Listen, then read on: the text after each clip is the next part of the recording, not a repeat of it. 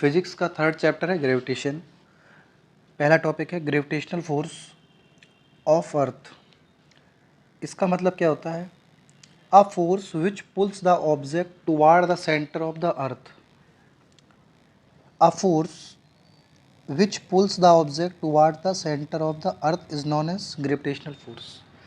कोई भी ऑब्जेक्ट अगर हम छोड़ें तो वो नीचे ही आता है। क्यों? क्योंकि यही क्या होता है? Gravitational force. ये एक एक स्टोन था, ये हमने रिलीज़ किया तो ये कहाँ पे आया? नीचे, अर्थ पर। दुनिया में आप कोई भी चीज़ छोड़िए पृथ्वी के ऊपर से तो वो चीज़ हमेशा नीचे ही आएगी। क्यों? क्योंकि अर्थ ग्रेविटेशनल फोर्स लगाता है। Newton's law of gravitation. Newton's law of gravitation क्या कहता है? Every body in the universe attract every other body with a force which is directly proportional of their masses and inversely proportional to the square of distance between them। देखिए यहाँ पे अच्छे समझ में आएगा। ये दो ऑब्जेक्ट हैं, पहला ऑब्जेक्ट है m1, दूसरा ऑब्जेक्ट है m2। इन दोनों ऑब्जेक्ट के बीच की डिस्टेंस है d। According to this law, पहले ऑब्जेक्ट का मास क्या माना था हमने? m1, और दूसरे ऑब्जेक्ट का मास क्या माना था? m2, और डिस्टेंस क्या थी? d। तो according to the gravitational law, F is directly proportional to product of the masses। पहले का मास था m1, दूसरे का मास था m2। इसे मान लिया हम लोगों ने पहली इक्वेशन। अब दूसरी इक्वेशन क्या है? दूसरी इक्वेशन है F proportional to 1/d²। Force is inversely proportional to the square of distance between them. Force is inversely proportional to the square of distance between them. इसको मान लिया इक्वेशन नंबर सेकेंड। तो दोनों equations को हमने क्या किया? आगे चलकर कंबाइन। जब दोनों इक्वेशंस को हमने कंबाइन किया तो force is directly proportional to m1 into m2/d²। और ये तो पता ही है हम लोगों को कि जब प्रोपोर्शनल का साइन हटाते हैं तो एक कांस्टेंट आ जाता है।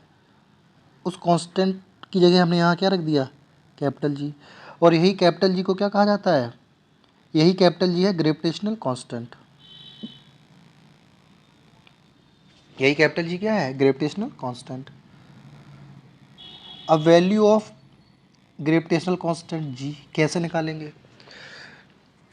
देखिए, जो जी की वैल्यू होती है ये होती है 6.67 इंटू 10⁻⁻11 न्यूटन मीटर स्क्वायर प्रति kilogram square. G is universal gravitational constant. जो जी होता है ये कांस्टेंट होता है, ये कभी चेंज नहीं होता है, ये हमेशा सेम रहता है। Unit of gravitational constant, unit कैसे निकालेंगे? यहाँ से जी इक्वल टू क्या आ गया था? जी की वैल्यू निकाल दी तो m1 और m2 नीचे आ गए और f इंटू d² ऊपर आ गया। और f जो फोर्स की यूनिट होती है वो होती है न्यूटन, और मास की किलोग्राम। तो दो मास थे तो दो मास का किलोग्राम स्क्वायर नीचे आ गया, किलोग्राम इंटू किलोग्राम। और यहाँ d था, d मतलब डिस्टेंस, तो डिस्टेंस का स्क्वायर किया तो उसकी यूनिट क्या हो गई? मीटर। तो यहाँ क्या हो गया? Newton metre square upon kilogram square. तो इसी को क्या लिख सकते हैं? इसी को हमने लिख दिया, न्यूटन मीटर स्क्वायर तो ऊपर रहा, किलोग्राम स्क्वायर था, इसे अगर ऊपर लाएं तो लिख सकते हैं न्यूटन मीटर स्क्वायर किलोग्राम -2। इसे इस फॉर्म में भी लिख सकते हैं। तो यही क्या है? यही यूनिट है किसकी? ग्रेविटेशनल कांस्टेंट की। रिलेशन क्या होता है न्यूटन थर्ड लॉ और न्यूटन्स लॉ ऑफ ग्रेविटेशन में? रिलेशन बस इतना है कि जो न्यूटन थर्ड लॉ था वो ये कहता है कि every object exert equal and opposite force on the object but in opposite direction. लेकिन न्यूटन लॉ ऑफ ग्रेविटेशन क्या कहता है? न्यूटन लॉ ऑफ ग्रेविटेशन ये कहता है every mass in the universe, every mass in the universe attract the every other masses. Importance क्या है universal law of gravitation की? पहला है the force that binds us on the earth. जो force हम लोगों को अर्थ पे बाइंड किए हुए, यही फोर्स क्या है? Gravitational force. The motion of moon around the earth जो मून अर्थ के अराउंड मूव कर रहा है, ये किस फोर्स की वजह से? यूनिवर्सल लॉ ऑफ ग्रेविटेशन की वजह से। The motion of earth around the sun, sun के चारों तरफ जो मोशन हो रहा है किसका? अर्थ का, ये भी किसकी वजह से है? न्यूटन लॉ ऑफ ग्रेविटेशन की वजह से, यूनिवर्सल लॉ ऑफ ग्रेविटेशन की वजह से। ऐसे ही आगे देखिए, the motion of a planets around the sun, जो प्लैनेट सन के अराउंड मूव कर रहे हैं वो किसकी वजह से कर रहे हैं? केवल यूनिवर्सल लॉ ऑफ ग्रेविटेशन की वजह से। The tides due to moon and the sun, tides का मतलब होता है ज्वार भाटे वगैरह समुद्र में जो उठते हैं वो यूनिवर्सल लॉ ऑफ ग्रेविटेशन की वजह से ही उठते हैं। स्टेबिलिटी ऑफ सोलर सिस्टम, जो सोलर सिस्टम स्टेबल है उसका भी कारण क्या है? Universal law of gravitation. Free fall क्या होता है? फ्री फॉल का मतलब होता है कोई भी चीज़ को हम अगर छोड़ें तो वो केवल, तो उस पर केवल एक ही फोर्स लगे, उस फोर्स का नाम है ग्रेविटेशन, और उसी के रिस्पेक्ट में उस वस्तु क्या आ जाए? नीचे, तो उसका क्या है? Free fall. When an object falls toward the earth under the gravitational force alone, alone याद रखिए, केवल एलोन लगा है यहाँ पर। कोई ऑब्जेक्ट जब छोड़ा जाए तो उस पर केवल और केवल एक ही फोर्स लगे, ग्रेविटेशनल फोर्स, तो वो क्या है? वो है free fall. During the free fall direction do not change, direction थोड़ी बदलेगी, केवल बदलेगी क्या? वेलोसिटी। डायरेक्शन क्यों नहीं बदलेगी? कोई चीज़ फ्री फॉल में नीचे आएगी, कोई चीज़ फ्री फॉल में कहाँ आएगी? नीचे, तो बदलेगी क्या? केवल वेलोसिटी। डायरेक्शन नीचे हो जाएगी, वेलोसिटी बदलेगी, और लगातार वेलोसिटी बदलती रहेगी जब तक वो चीज़ नीचे नहीं आ जाएगी। देखिए ये लिखा है, during this free fall direction do not change but velocity continuously change. और वेलोसिटी होती क्या है? Which is called acceleration due to gravity, और इसको कैसे डिनोट करते हैं? स्मॉल जी से, और यूनिट तो वही होगी मीटर पर सेकेंड स्क्वायर। क्यों? क्योंकि है तो ये भी एक्सेलरेशन। फ्री फॉल फिगर से देखिए, यहाँ पे एप्पल जो है वो पेड़ से नीचे आ रहा है। जब एप्पल पेड़ से नीचे आ रहा है तो उस पर केवल एक ही फोर्स लगेगा, वो फोर्स कौन सा होगा? ग्रेविटेशन। तो ये क्या है? Free fall. दूसरा एग्जाम्पल देखिए, स्टोन ड्रॉप्ड फ्रॉम द हिल, ये लड़का एक पत्थर को क्या कर रहा है? हिल से छोड़ रहा है। जब वो हिल से नीचे छोड़ेगा तो इस पर केवल एक ही फोर्स लगेगा, कौन सा फोर्स लगेगा? जी। और जी कहाँ पे लगता है? जी लगता है नीचे, तो इसका मोशन कैसा हो गया? इसका मोशन फ्री फॉल हो गया। Gravitational acceleration and it's value on the surface of the earth. Gravitational acceleration का मतलब होता है स्मॉल जी। देखिए द फोर्स जो होता है वो क्या होता है? F is equal to G m1 m2 upon R square, और जो स्मॉल m था इसको मान लिया हमने मास ऑफ द ऑब्जेक्ट, और जो r थी वो मान ली रेडियस, r मान ली रेडियस, स्मॉल m मान ली मास ऑफ द ऑब्जेक्ट, और m ही क्या हुआ? m ही हुआ मास ऑफ द अर्थ, ये अर्थ का मास हो गया। अब if the acceleration due to gravity, if the acceleration due to gravity is g, acceleration due to gravity क्या है? जी। ड्यू टू फोर्स कितना है? एफ, तो F is equal to M g भी होता है, हम लोग को पीछे पढ़ा है। तो यहाँ F is equal to M g है यहाँ पे, और पीछे क्या था? F is equal to G m1 m2 upon R square. तो दोनों को इक्वल कर सकते हैं, F is equal to m भी, ये भी फोर्स है, और जी m1 m2 upon R square ये भी फोर्स है। जब दोनों को इक्वल कर दिया तो ये m से ये m कैंसिल हो गया, तो क्या बचा? यहाँ पे बचा g, तो g इज इक्वल टू क्या आ गया? G M E upon R square. M E क्या था? Mass of the earth. अब मास ऑफ द अर्थ की वैल्यू हमें पता है, और जी कैपिटल जी है ये भी पता है, इसकी वैल्यू भी पता है, मास ऑफ द अर्थ की भी पता है, और आर माने रेडियस ऑफ द अर्थ ये भी पता है। अब यहाँ पे इस वैल्यू को पुट कर दो, कैपिटल जी होता है 6.673 इंटू 10 की पावर 11, और मास ऑफ द अर्थ क्या होता है? 6 इंटू 10 की पावर 24, और रेडियस ऑफ द अर्थ क्या होता है? 6.37 इंटू 10 की पावर 6 का होल स्क्वायर। होल स्क्वायर क्यों किया? क्योंकि यहाँ पे रेडियस का स्क्वायर था, यहाँ पे क्या था? रेडियस का स्क्वायर, तभी यहाँ पे क्या कर दिया? स्क्वायर। अब जब इसको हमने सॉल्व किया जब इसको हमने सॉल्व किया तो हमें क्या मिल गई, तो इसको हमें सॉल्व करने के बाद मिल गई स्मॉल जी की वैल्यू। स्मॉल जी की वैल्यू क्या होती है 9.8 मीटर पर सेकेंड स्क्वायर। मीटर पर सेकेंड स्क्वायर क्यों होती है, क्योंकि एसेलरेशन ड्यू टू ग्रेविटी होता है, तो जो यूनिट एसेलरेशन की होगी वही यूनिट इसकी होगी, ठीक है। और जो स्मॉल जी होता है ये बदलता रहता है, ये फिक्स्ड नहीं होता। अब relationship between G and small g, capital G क्या था, ये था ग्रेविटेशनल कांस्टेंट, और स्मॉल जी क्या है, ये है एसेलरेशन ड्यू टू ग्रेविटी। मतलब क्या हुआ, रिलेशन क्या हुआ इनका, रिलेशन ये हुआ G small G is equal to G M upon R square. अब difference between gravitational constant and small G, ये बहुत इंपॉर्टेंट है और बहुत इजी है। देखिए स्मॉल जी की वैल्यू क्या होती है, कांस्टेंट होती कितनी है 6.6734 इंटू 10 की पावर -11, और जो स्मॉल जी की वैल्यू होती है कितनी होती है 9.8 मीटर पर सेकेंड स्क्वायर। ये कैसी क्वांटिटी है, स्केलर, और ये कैसी क्वांटिटी है, वेक्टर। क्यों, क्योंकि एक्सेलरेशन कैसी होती है, वेक्टर। इसकी यूनिट क्या है, मीटर पर सेकेंड स्क्वायर, और इसकी यूनिट क्या है, newton metre square upon kilogram square. ये पीछे हम निकाल चुके हैं। और जो कैपिटल जी है ये कैसी होती है, कांस्टेंट, ये चेंज नहीं होती। लेकिन जो स्मॉल जी है ये चेंजेबल होती है, ये हर जगह अलग अलग होती है, मून पे अलग होगी, अर्थ पे अलग होगी, तो ये वेरीज करती है। स्मॉल जी की वैल्यू जो होती है ये वेरीज करती है। अब मास क्या होता है, मास का मतलब होता है एक्चुअल कंटेंट। कोई बॉडी है उसमें किसी क्वांटिटी का एक्चुअल कंटेंट क्या है, वही क्या है, मास। देखिए पढ़िए, the mass of a body is the quantity of a matter. Quantity of a matter की कितनी क्वांटिटी है और वो कितना कंटेन किए हुए है, वो क्या है, मास। और मास कैसी क्वांटिटी होती है, स्केलर। और मास कैसा होता है, कांस्टेंट। मास बदलता नहीं है, क्यों, क्योंकि जिस चीज़ से वो बनी है, जितना उसका मैटर का कंटेंट है, क्वांटिटी ऑफ मैटर कंटेंट, वो तो सेम रहेगी, वो सेम रहेगी, वो थोड़ी बदलेगी। और ऐसा यूनिट क्या होता है मास का, किलोग्राम।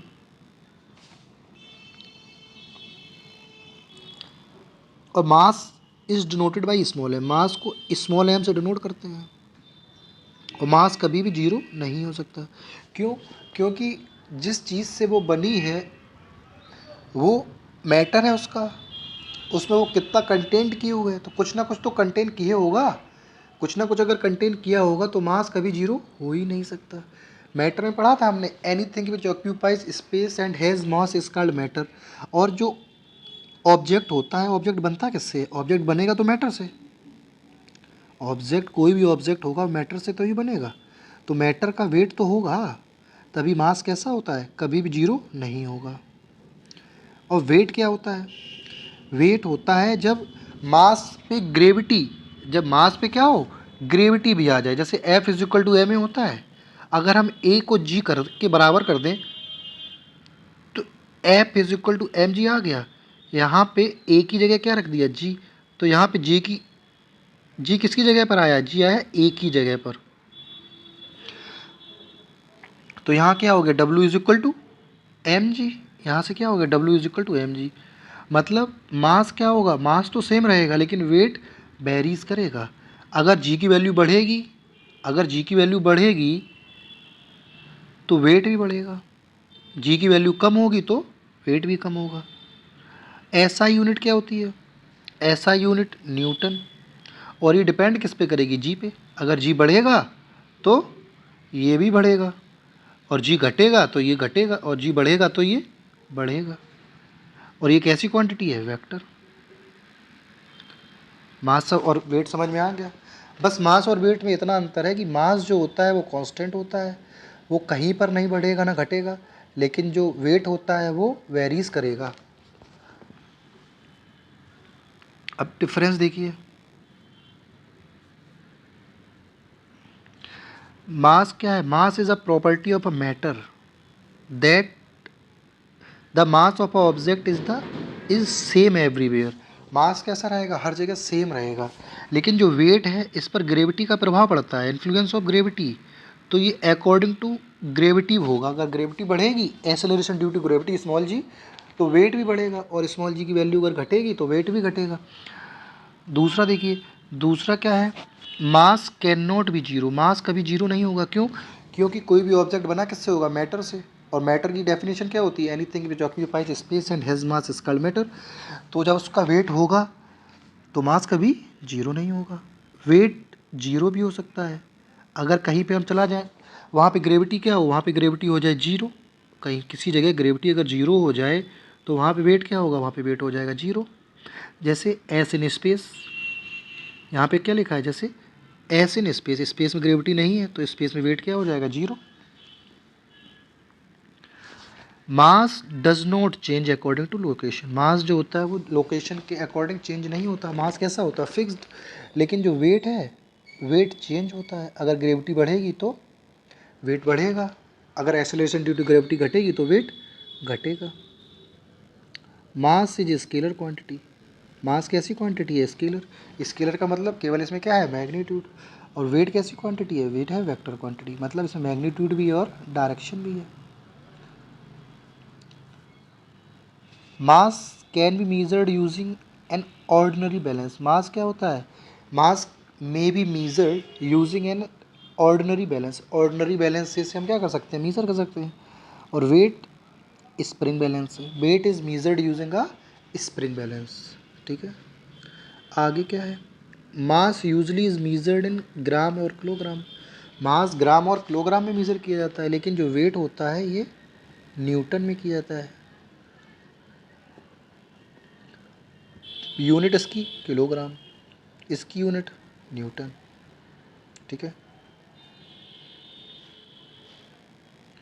अब यहाँ पे देखिए फिगर से समझिए, इस फिगर में क्या है, ये लड़का है जो इसका ये एक्चुअल मास है, ये कहीं खड़ा नहीं है, मतलब इस पे ये अर्थ पर नहीं है, ऐसा समझिए कि जो इसका एक्चुअल कंटेंट है, जो इसका एक्चुअल कंटेंट है वो इसका क्या है, मास।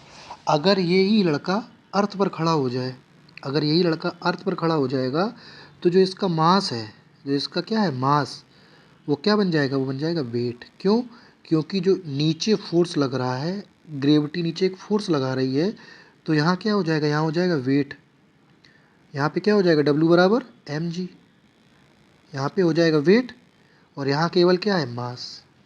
ठीक, अब थ्रस्ट क्या होता है, थ्रस्ट का मतलब होता है, थ्रस्ट और pressure, pressure is equal to P is equal to F upon A, P क्या होता है, F अपॉन ए, F क्या होता है, फोर्स, और प्रेशर बराबर थ्रस्ट अपॉन एरिया भी होता है। P is equal to F upon A भी होता है, P इज इक्वल टू क्या होता है, F अपॉन ए, और P is equal to thrust upon area भी होता है। ये दोनों P की वैल्यू हैं, तो इन दोनों को हम आपस में बराबर कर सकते हैं, इन दोनों को हमने क्या कर दिया, आपस में बराबर कर दिया।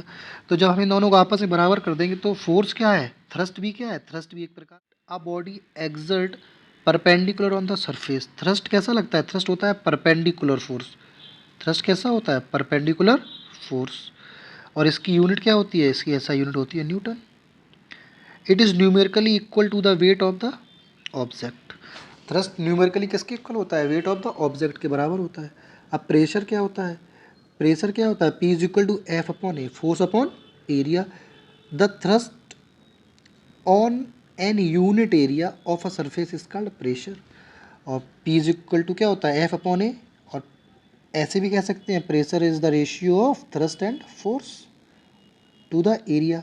और इसकी यूनिट क्या होती है, पास्कल, क्या होती है, पास्कल। अब फिगर से और अच्छे समझ में आएगा, यहाँ पे फिगर देखिए, P इज इक्वल टू क्या होता है, F upon A, P is equal to क्या होता है, F अपॉन ए। अगर एरिया क्या होगा, कम, अगर एरिया कम होगा तो प्रेशर कैसा होगा, ज़्यादा, अगर एरिया कम होगा तो प्रेशर कैसा होगा, ज़्यादा। अब यहाँ पे पहले वाले फिगर में देखिए, ये एक लड़का है, ये गद्दे पे लेटा हुआ है, और यहाँ पर ये लड़का क्या है, गद्दे पे खड़ा हुआ है।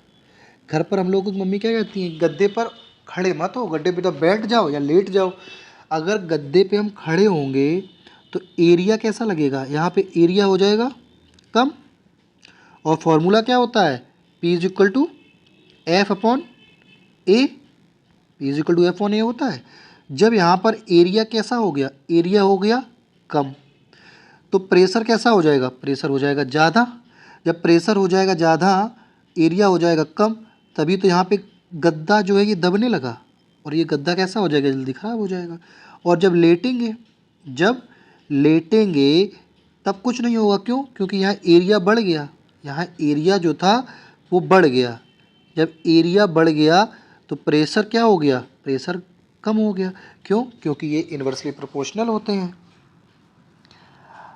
अब थ्रस्ट क्या होता है, थ्रस्ट होता है परपेंडिकुलर फोर्स। यहाँ पे फिगर में, इस वाले फिगर में देखिए, ये जो फोर्स लग रहा था ये परपेंडिकुलर डायरेक्शन में लग रहा था। ये फोर्स कैसा लग रहा था, परपेंडिकुलर डायरेक्शन में। तो ये क्या है, ये थ्रस्ट है। जब फोर्स परपेंडिकुलर डायरेक्शन में लगे इस तरह से, तो वो क्या हो जाएगा, थ्रस्ट। एक फिगर और देखिए, इस फिगर में देखिए, हम लोग अगर अपने स्किन पर ले लीजिए, अपने स्किन पर अगर इस प्रकार से उंगली से, एक उंगली से फोर्स लगाएं, तो एरिया क्या हो जाएगा, एरिया हो जाएगा कम। जब एरिया हो जाएगा कम तो प्रेशर बढ़ जाएगा, तो हम लोगों को चुभने लगेगा। और अगर अपने ही स्किन पर अगर हम पूरा हाथ रख दें इस प्रकार से, तो एरिया इस केस में क्या हो जाएगा, एरिया इस केस में बढ़ जाएगा। जब एरिया बढ़ जाएगा तो प्रेशर कैसा हो जाएगा, कम, क्योंकि ये कैसे होते हैं, ये इन्वर्सली प्रोपोर्शनल होते हैं। अब यहाँ पढ़ लीजिए क्या कहा गया है। यहाँ पे कहा गया है, when a force is applied on a smaller surface area it produce a high peak pressure under a bony promises. मतलब क्या है कि अगर एरिया कम हो जाएगा तो प्रेशर बढ़ जाएगा, एरिया कम हो जाएगा तो प्रेशर बढ़ जाएगा, यही तो लिखा है हाई प्रेशर। अब दूसरा वाला क्या है, अब दूसरा ये कह रहा है कि when the same force, force उतना ही लगा रहे जितना फोर्स पहली कंडीशन में लगा रहे थे, ओवर अ लार्ज सरफेस, लेकिन यहाँ क्या किया, यहाँ पर सरफेस बढ़ा दिया। जब यहाँ पर सरफेस बढ़ा दिया तो प्रेशर कैसा हो गया, तो प्रेशर हो गया कम, तो ये कैसा प्रेशर हो गया, लो प्रेशर। जब लो प्रेशर हो जाएगा तो कोई दिक्कत नहीं होगी। What is beyond force, beyond force क्या होता है, an upward force exerted by the water on an object wholly or partially immersed in a liquid. This upward force is also known as upthrust or buoyancy. buoyancy क्या होता है, ये upward force होता है। कौन लगाता है, वाटर।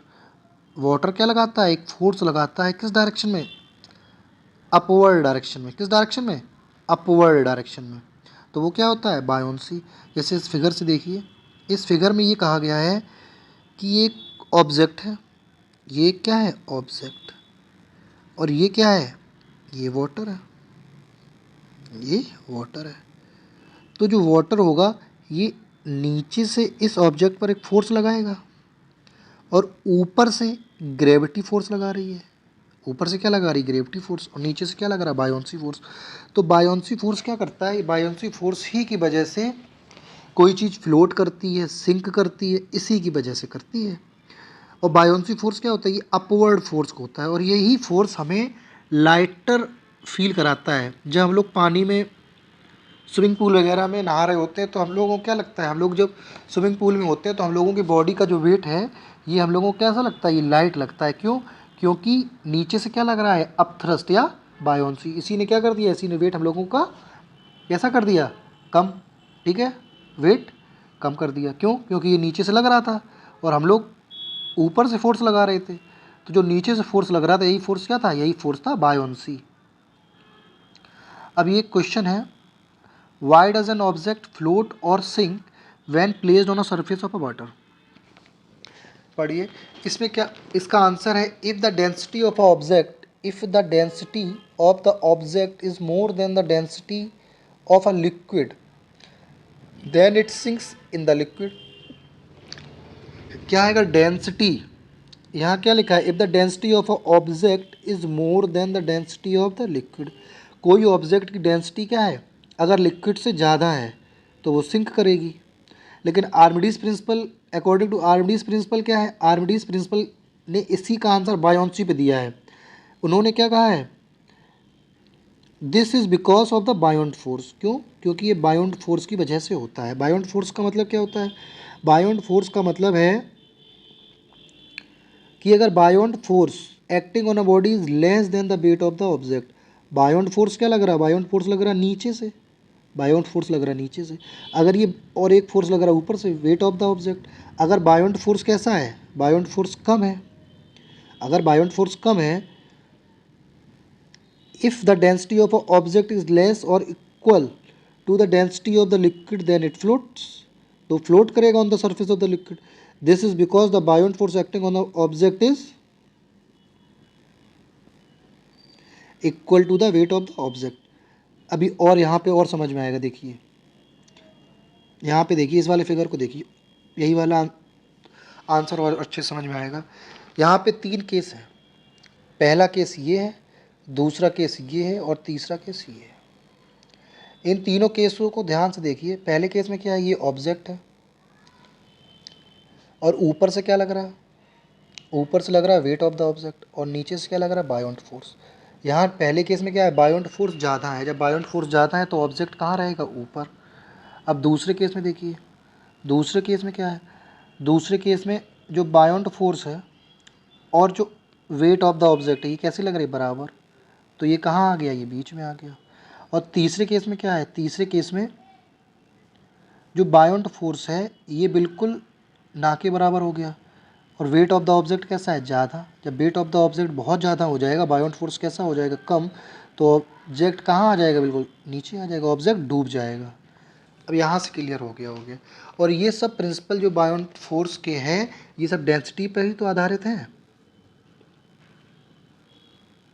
और फैक्टर कौन कौन से अफेक्ट करते हैं बायोंट फोर्स को, यहाँ से देखिए, the density of the liquid. अभी हाल बताया, बायोंट फोर्स और डेंसिटी अगर ज़्यादा है तो बायोंट फोर्स ज़्यादा लगेगा। If the volume of the object immerse in the liquid, उस ऑब्जेक्ट का वॉल्यूम। अब आ जाए आर्मिडीज प्रिंसिपल से। आर्मिडीज प्रिंसिपल क्या कहता है, आर्मिडीज प्रिंसिपल ये कहता है जब किसी ऑब्जेक्ट को पानी में डालते हैं तो पानी बाहर आता है। जब किसी ऑब्जेक्ट को क्या करते हैं, जब किसी ऑब्जेक्ट को पानी में डालते हैं तो पानी क्या होता है, पानी बाहर आता। और कितना पानी बाहर आएगा, यही हमें क्या बताता है, यही बताता है हमें आर्मिडीज प्रिंसिपल। तो आर्मिडीज प्रिंसिपल ये कहता है कि जो बायोंट फोर्स लगेगा, कोई ऑब्जेक्ट जब पानी में डालेंगे तो वो किसके बराबर लगेगा, wait of the water displace. जितना वाटर वो डिस्प्लेस करेगा उतना ही क्या लगेगा, उतना ही लगेगा बायोंट फोर्स।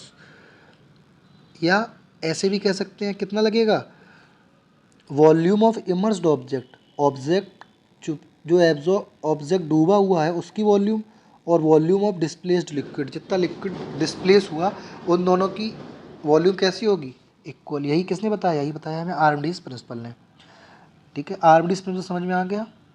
क्या था, आर्मिडीज प्रिंसिपल ये था जब किसी ऑब्जेक्ट को पानी में डालते हैं तो पानी बाहर आता है। और कितना पानी बाहर आता है, पानी उतना बाहर आता है कि बायोंट फोर्स जितना लगेगा, अपवर्ड फोर्स जितना लगेगा उस ऑब्जेक्ट पर, और वेट ऑफ वाटर डिस्प्लेस उतना ही वो क्या करेगा, वाटर को डिस्प्लेस करेगा। और यहाँ पे एक बार और देखिए, यहाँ पे लिखा ही ये है एक line, it experience upward force which is equal to the weight of the fluid displaced by the object, weight of the liquid displaced by the object. अब फिगर से आर्मिडीज प्रिंसिपल को और देखिए, फिगर से देखिए, यहाँ पे क्या था, एक ऑब्जेक्ट था, उसका वेट था 5 kg, यहाँ पे पानी भरा हुआ था और यहाँ पे एक हमने रख दी वेट नापने वाली मशीन। अब देखा, इससे पता कितना पड़ा कि कितना पानी बाहर निकला। जब ये ऑब्जेक्ट जो था, जब ये ऑब्जेक्ट, दूसरे केस में देखिए, जब ये ऑब्जेक्ट पानी में हमने डुबा दिया, जब ऑब्जेक्ट को हमने पानी में डुबा दिया तो नीचे से 2 किलोग्राम क्या लगा, बायोंट फोर्स। नीचे से क्या लगा, 2 किलोग्राम बायोंट फोर्स। नीचे से जब 2 किलोग्राम बायोंट फोर्स लगा तो जितना पानी डिस्प्लेस हुआ, जितना पानी ये हुआ डिस्प्लेस, वो किसके बराबर होगा, वो बराबर होगा बायोंट फोर्स के। बायोंट फोर्स कितना था, 2 किलोग्राम। ठीक है, नहीं समझ में आया, दोबारा देखिए, ये 5 किलोग्राम का ऑब्जेक्ट जो था, इसे हमने पानी में डाला तो नीचे से क्या लगा, नीचे से लगा बायोंट फोर्स। कितना बायोंट फोर्स लगा, 2 किलोग्राम। तो अभी पीछे हमने क्या बताया था, हमने कहा था जितना बायोंट फोर्स लगेगा उतना ही वाटर क्या होगा, डिस्प्लेस। तो यहाँ कितना वाटर डिस्प्लेस हुआ, यहाँ पे 2 किलोग्राम वाटर ही डिस्प्लेस हुआ। यही क्या था, यही था आर्किमिडीज प्रिंसिपल। और आर्किमिडीज प्रिंसिपल के एप्लीकेशंस क्या हैं, हाइड्रोमीटर, लैक्टोमीटर, शिप्स, सबमरीन्स, ये सब इसी के एप्लीकेशन पर काम करते हैं। ठीक है। What is density? डेंसिटी का मतलब होता है D is equal to mass upon volume. और डेंसिटी को डी से भी रिप्रेजेंट करते हैं और रो से भी रिप्रेजेंट करते हैं। किससे? रो क्या होता है, रो इस प्रकार से बना दिया जाता है, ये आपका रो बना है, ये रो है। और इसकी यूनिट क्या होती है, इसकी यूनिट देखिए निकाल लीजिए, rho is equal to M upon B होता है। मास की क्या होती है, किलोग्राम। वॉल्यूम की क्या होगी, मीटर क्यूब। तो यही तो बनी, रो की यूनिट क्या बनी, किलोग्राम अपॉन मीटर क्यूब। ये क्यूब है, किलोग्राम अपॉन मीटर क्यूब। अब यहाँ पे देखिए, the rho is the density, m is the mass और वी इज द वॉल्यूम। समझ में आ गई। डेंसिटी का मतलब क्या होता है, D is equal to M upon V, D is equal to M upon V, यही तो लिखा है। डी कह दो या रो कह दो, इसकी यूनिट क्या होती है, kilogram upon metre cube. Relative density क्या होती है, रिलेटिव डेंसिटी ये कहती है, रिलेटिव डेंसिटी का मतलब पहले इसकी कोई यूनिट नहीं होती, ठीक है। और relative density of a substance is the ratio of density of the object to the density of a water. Object की डेंसिटी और वाटर की डेंसिटी एट 4 डिग्री, वाटर की जो डेंसिटी है 4 डिग्री पे बराबर होती है। देखिए, the density, relative density of a substance is the ratio of its density to the density of water. It has no unit, इसका कोई यूनिट नहीं होता। अब यहाँ समझिए, रिलेटिव डेंसिटी क्या होती है। देखिए, पहले तो डेंसिटी इज इक्वल टू क्या होता है, मास अपॉन वॉल्यूम। डेंसिटी क्या होती है, मास अपॉन वॉल्यूम, ये पीछे पढ़ा था हम लोगों ने। अब डेंसिटी की ऐसा यूनिट क्या होगी, किलोग्राम अपॉन मीटर क्यूब, ये भी पीछे पढ़ चुके। अब रिलेटिव डेंसिटी हमने क्या बताया, रिलेटिव डेंसिटी बताई हमने, density of a substance upon density of water at 4 degree Celsius, अभी बताया था पीछे, एट 4 डिग्री सेल्सियस। अब डेंसिटी क्या होती है, मास अपॉन वॉल्यूम, तो सब्सटेंस का मास अपॉन वॉल्यूम ऑफ सब्सटेंस, ये यहाँ आ गया। और ये डेंसिटी ऑफ वाटर, तो volume of water upon mass of water, वो तो पढ़ा था हम लोगों ने, ए अपॉन बी अपॉन सी अपॉन डी करके नहीं होता था मैथ में पढ़ते छोटे क्लास में, तो सी और ए का मल्टीप्लाई होता था, बी और सी का मल्टीप्लाई होता था, ये उसी फॉर्म से तो ये यहाँ पे आ गया। तो ये क्या बना, ये बना ये mass upon substance upon volume of substance और into volume of water upon mass of water. अब यहाँ पे एक चीज़ देखिए कि वॉल्यूम ऑफ अ सब्सटेंस और वॉल्यूम ऑफ वाटर तो कैंसिल हो जाएंगे, क्यों, क्योंकि वॉल्यूम तो बराबर होगी दोनों की। अब यहाँ पे if we take equal volumes of water, चाहे यहाँ पे ऐसे मान लो, इफ़ वी टेक, अगर पानी वॉल्यूम दोनों की बराबर ले लेंगे तो केवल क्या बचेगा, दोनों बचेगा मास of a substance upon mass of a water. अब रिलेटिव डेंसिटी कुछ याद कर लो थोड़ी सी है, जैसे वाटर की होती है 1, क्वेश्चन जो आता है वो केवल वाटर से आता है,